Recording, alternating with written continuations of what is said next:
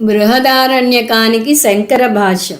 శంకర్ల వారు 10 ఉపనిషత్తులకు భాష్యం రాశారు కాబట్టి ఆ 10 ఉపనిషత్తులు మనం నేర్చుకుంటాము అని చూస్తున్నాము.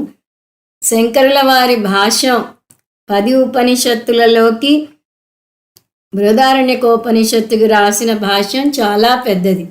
నిజానికి మంత్రాల పరంగా చూస్తే చాందోగ్యోపనిషత్తు కన్నా బృహదారణ్యకోపనిషత్తు చిన్నదే. కానీ చాందోగ్యోపనిషత్తుకి రాసిన భాష్యం కన్నా బృహదారణ్యకోపనిషత్తుకి రాసిన భాష్యం చాలా పెద్దది శంకరాచార్యుల వారు.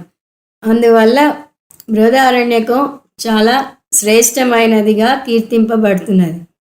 బృహదారణ్యకోపనిషత్తులో తక్కిన ఉపనిషత్తుల్లో ఉన్న భావాలన్నీ రావటమే కాక వేరే ఎందులోనూ లేనివి కూడా వస్తాయి. తక్కిన ఉపనిషత్తుల్లో ఉన్నవి వచ్చినప్పుడు శంకరాచార్యుల వారు అక్కడ ఇక్కడ కూడా వివరంగా భాష్యం రాసిన ఈ ఉపనిషత్తులో భాష్యం చాలా లోతుగా వివరంగా రాస్తారు. అది ఆయన ప్రత్యేకత.